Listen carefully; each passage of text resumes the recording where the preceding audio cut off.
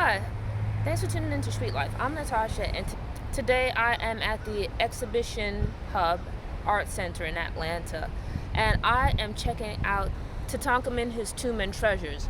A lot of those artifacts are no longer allowed outside of the country, so they don't go on like touring exhibits or anything like that. If you want to see the real artifacts, you have to go to Egypt.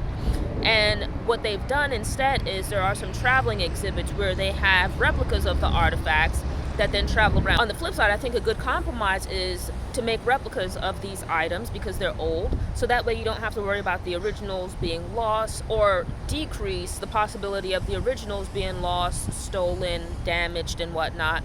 You keep them in their home countries where they're all in one place rather than having them torn about the world. So I am here now in Atlanta in the neighborhood of Doraville. So this visit was actually a pretty cool thing for me. Well, as a kid growing up, I was really into learning about ancient Egypt. Never mind, it's all these years later, it's still like one of the dream trips that I would like to take. Actually going to Egypt and visiting and seeing some of these artifacts in person, visiting some of these places that I first read about when I was a kid. Last year, I attended the Harry Potter exhibition, and this year, as a part of, because I attended last year, I got an email this year before the show was supposed to open saying that it was coming to Atlanta. And every so often I'm looking for things to do. I love museums and I like to learn, so coming in, from what I saw, like you walk into the first room and it gives you some background on ancient Egypt, the 18th dynasty, which King Tut was kind of like the end of. And first of all, you get an audio guide, and the audio guide provides information about various artifacts throughout the exhibit. But then there's also like murals and cards and info and whatnot posted on the wall, which you would then have to read. So based on just the first room alone, I thought it was pretty cool. There were just a few artifacts in that first room, but there's a wealth of information on the walls. You start off in one part learning about Howard Carter and sort of like an introduction to Howard Carter and the excavation, how it was that they came about locating King Tut's tomb. From that, there's like a lot of really great information about ancient Egypt, and then also about the the layout of the various tombs, because King Tut might be the most well-known because so many of his artifacts were found, but that there are actually quite a number of other pharaohs. And in this area where King Tut's tomb is located, it's called the Valley of the Kings. His tomb is there, yes, but you also have quite a number of different tombs. It's called the Valley of the Kings because it's the final resting place of a number of the pharaohs, pretty much for about 400 years, beginning with, it's believed to be Hatshepsut, that the pharaohs were buried in this area. So actually a lot of really interesting information. Like if you are a history buff, specifically, well, not just history, but if you like history and you also like art, I think it'd be interesting for you. I think as a history buff, there's a lot of information. I love this kind of stuff where you come in, they have like a timeline that flows along one of the walls, which explains like the progression of the different kingdoms and over time who conquered and what was going on, who ruled and all this kind of stuff. After you finish the first room, where there are a few artifacts, items on the wall to read and review and whatnot, you then continue on into a theater. And in this theater, you watch a video. Now, just bear in mind that, I think I might have mentioned it, but that first room, you want to take your time going through it. Make sure that you read everything, that you listen to the stuff on the audio guide, because once you go in for the film, you won't be able to go back into that room. It's like you move through the exhibit, but there's no going back. Point of no return. So just take your time. Although they'll announce it that the film is about to begin, just bear in mind that it plays every 10 minutes, so you don't have to feel rushed to watch it. But when you come here, it's set up to look like how it looked in the room. So it's like, imagine when you walk in, the room is dark, and you, be it light a match, turn on a bulb or something like that, and suddenly the room is illuminated, and you just see all of this gold, and there's like hieroglyphics on the walls and all that kind of stuff. So pretty cool and interesting. There's like some statues where they're like black, but like with a bunch of like gold inlaid. So here you have like a number of like beds that are covered with gold. You have like some statues and whatnot. There's a chariot that's dismantled, but that's gold inlaid as well. And then there is actually a throne where when I saw it, it immediately stood out to me because I remember in junior high school that we had a textbook with like the inlay on the cover of the textbook. And so I saw that and I thought like it was actually, you know, I smiled. And so here you now have the gilded coffins, or I think they're referred to as like a sarcophagus.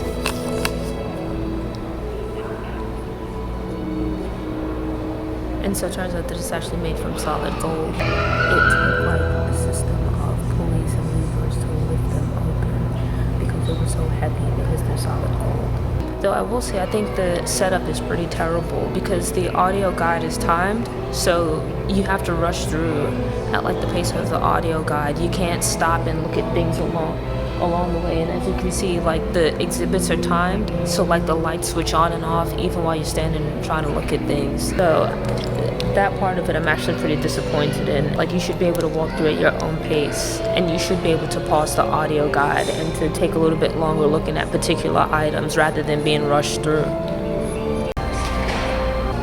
Now, to be quite honest, some of the stuff, like in the rooms they set up, it kind of looks like if you imagine like somebody's junky basement or a garage.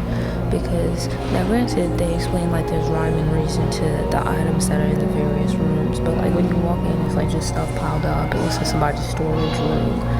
So it's like you'll have the beds with various items piled onto it. But granted, some of that could be that, especially for like some of the more outer chambers, that grave robbers went in.